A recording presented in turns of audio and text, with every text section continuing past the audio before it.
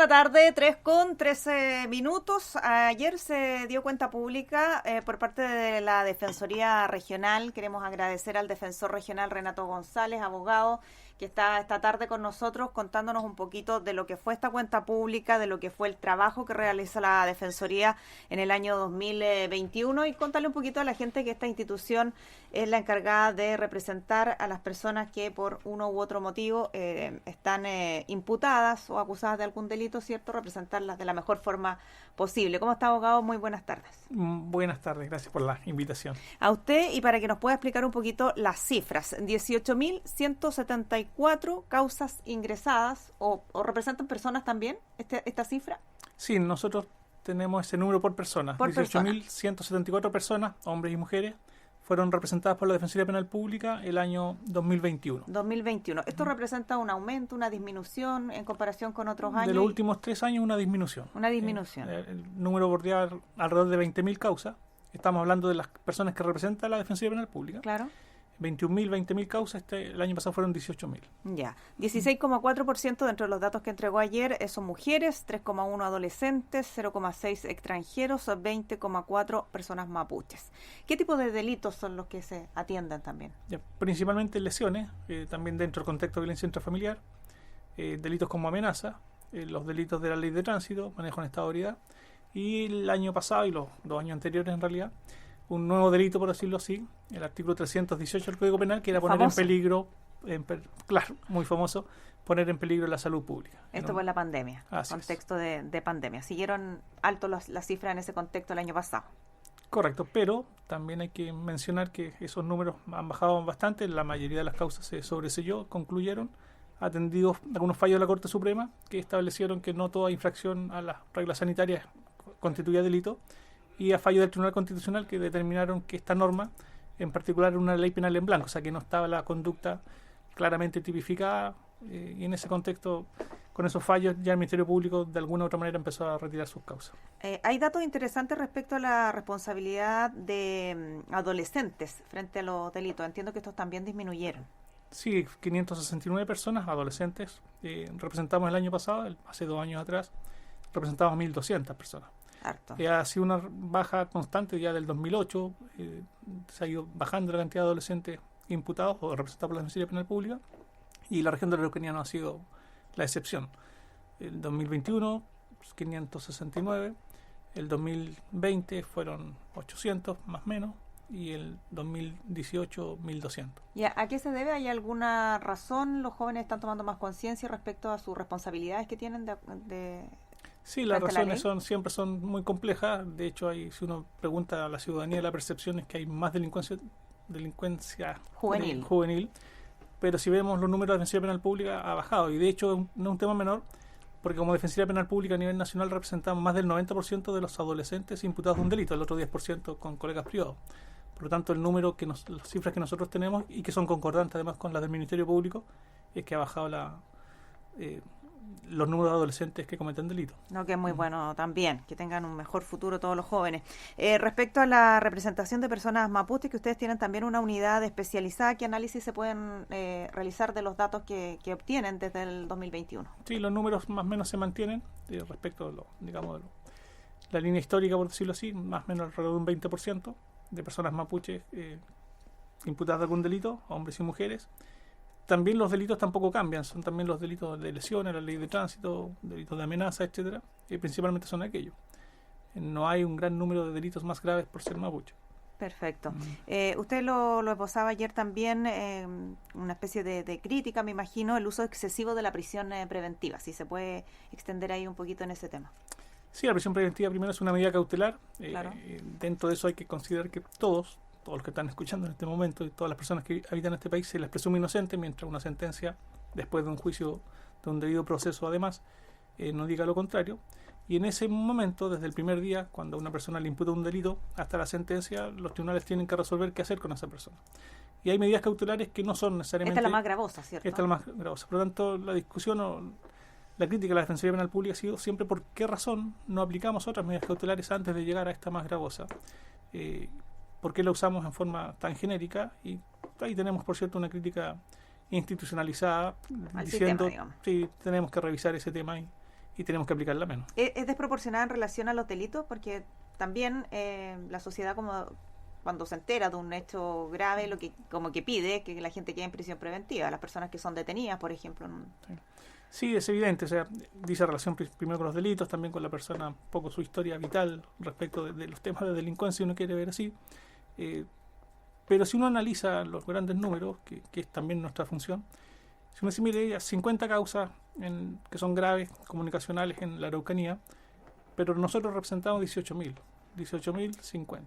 Hay un mundo de diferencia, hay 19.000 o 18.000 y tantas personas que no cometieron delitos graves. No estoy justificando ni minimizando la situación, pero es evidente que hay que ponderar todo eso.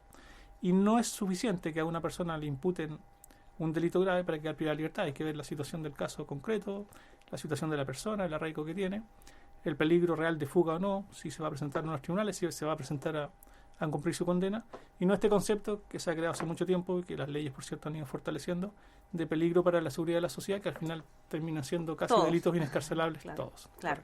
Y ustedes como defensores también tienen sus recursos para poder apelar. Ahí también les va mal en las apelaciones para... Sí, a través de recursos de amparo o recursos de apelaciones, que es un recurso ordinario, o recursos de amparo cuando hay alguna arbitrariedad o ilegalidad manifiesta, que también se plantean, y ahí uno puede llegar a la Corte Suprema. Pero sí, hay los recursos, en ocasiones a uno le va bien, no en tantas como uno quisiera, pero es evidente que el sistema, de alguna u otra forma, las modificaciones de los últimos 10 años de las leyes han privado a los tribunales de facultades, a los jueces, para determinar ciertos asuntos, han otorgado facilidades como, por ejemplo, alguna persona que privada de libertad, aun cuando el juez dé la libertad por una apelación verbal del Ministerio Público en una propia audiencia, ha restringido la posibilidad que el tribunal baje las condenas o una sanción cuando hay más atenuantes que agravantes, por ejemplo, porque hay una especie de... no una especie, hay una sentencia o unas condenas más bien regladas, y en esa lógica, con menos facultad para los tribunales para analizar el caso a caso, porque de eso se trata la justicia, en definitiva, pensamos nosotros, se terminan cometiendo algunas injusticias. Claro. Le quería preguntar también por la seguridad de los defensores. Hace poco tiempo atacaron lamentablemente a un defensor. ¿Cómo está él? Y cuál es la opinión al respecto? Porque no pasa solo en esta institución, sino que en otras también. Han sido agredidos jueces, fiscales. Sí. A ver, primero es una situación excepcional para la Defensoría Penal Pública. No ocurre siempre. No, por cierto. Lo que no significa que no sea grave y que no sea relevante analizar la situación. Con el defensor estamos en contacto permanente, él aún está con licencia, y en ese sentido, bueno, siempre debemos extremar nuestros cuidados personales. En general no tenemos problemas con nuestros representados y representadas, tampoco con las víctimas o sus familiares, que también pueden estar molestos que nosotros representemos a la persona que violentó su seguridad. En general no hemos tenido inconvenientes, pero claro, estas situaciones particulares hay que tratar de evitarlas al máximo y ojalá nunca ocurriesen. Ya, y también le quería preguntar por la dilación de los juicios, que siempre es un tema recurrente, tanto por las personas que ustedes representan, que pueden estar imputadas o acusadas de un delito, como también por las propias víctimas, que de repente los juicios se extienden en demasía. ¿Cómo se pudiera mejorar eso para obtener también una justicia oportuna? Sí, uno de los derechos que plantea la Defensoría Penal Pública es el derecho a ser juzgado en un plazo razonable, planteamos nosotros. De hecho, la ley sí también lo dice, tal es un plazo máximo de 2 años de investigación, por ejemplo. Pero hay algunos que pasan esas fechas. Sí, algunos que pasan esas fechas, por cierto. Siempre las situaciones hay que verlas caso a caso. Si uno ve los grandes números y dice, bueno, ¿cuánto nos demoramos hace 5 años en terminar las causas? ¿Cuánto nos demoramos ahora? Y si hay un exceso en los grandes números, por supuesto, tenemos un problema mayor. Si uno analiza una causa de 18.000, poniendo un ejemplo de las causas que ingresan, es nada, excepto que para esa persona seguramente es mucho, claro, que es esa persona en particular. Por lo tanto, claro, no hay respuestas únicas para esto. A veces las investigaciones se demoran, a veces las propias defensas establecen que requieren mayores antecedentes para el efecto de una defensa. Nuestros propios representados a veces lo solicitan, no en una lógica de dilatar, sino en una lógica de encontrar nueva prueba para representarlos mejor. Y una serie de circunstancias, también la pandemia, por cierto, claro, ha jugado en contra. Claro, si uno decía, por ejemplo, hace 3 años atrás no existía el artículo 318 y de repente miles de casos ingresaron al sistema por esa situación, por supuesto colapsó un poco el tema. No se están haciendo las audiencias presenciales todas, muchas de ellas a través de los sistemas telemáticos. Eso también va haciendo más lento el sistema, porque imagínense lo que significa conversar con una persona para que tome algo de confianza y entienda lo que estamos tratando de explicar por una televisión de una persona que no conoce. Claro que sí. ¿Cuándo ya más o menos estaría volviendo a la normalidad? ¿No hay una fecha como Pregunta difícil, esperamos nosotros. ¿Retorno a la presencialidad? Sí, como Defensoría esperamos que lo antes posible, sin duda. Esperamos que en septiembre, octubre ya podamos estar hablando de presencialidad mayor, pero es un tema normativo también, sí. Se dictó una ley al efecto que hay que esperar un poco todavía. Correcto. Estamos hablando con el defensor regional Renato González, abogado. Ayer fue su cuenta pública para dar cuenta precisamente de los números que tuvimos en la región el año pasado. Finalmente preguntarle por los procesos de cambio que vive nuestro país, cuáles son los anhelos que tienen ustedes como Defensoría Penal y las mejoras que se pueden hacer para el funcionamiento de la Defensoría en un futuro. Mire, le acabo de regalar a sí, a muy usted lindo. Muchas gracias. Una revista institucional que es el 93. Lo hago mención porque en esta revista, que estamos publicando ya desde el 2008, 2010, no recuerdo bien la fecha, pero ya en la segunda edición se hablaba de autonomía institucional, en la segunda. Por lo tanto, para allá iba. Correcto, para allá iba. Tenía una razón, correcto, una respuesta y la revista. Y en ese contexto, claro, la Defensoría Penal Pública siempre ha sido un anhelo, y no solo un anhelo institucional, sino que creemos que se fortalece la democracia. Lo que hacemos nosotros es representar a todas las personas imputadas de un delito, sin excepción de ninguna naturaleza, chilenos, extranjeros, da exactamente lo mismo, debemos representarla como corresponde, frente al Estado que persigue, que es un deber del Estado perseguir los delitos, eso es evidente, a través del Ministerio Público, que tiene esta, digamos, la persecución penal. Y en ese contexto, la autonomía, lo que nosotros planteamos, fortalece no solamente a la Defensoría Penal Pública, sino a todo el sistema. El Ministerio Público es autónomo, el Poder Judicial, por cierto, y además dependen del Ministerio de Justicia a través de una supervigilancia ahí que establece la ley.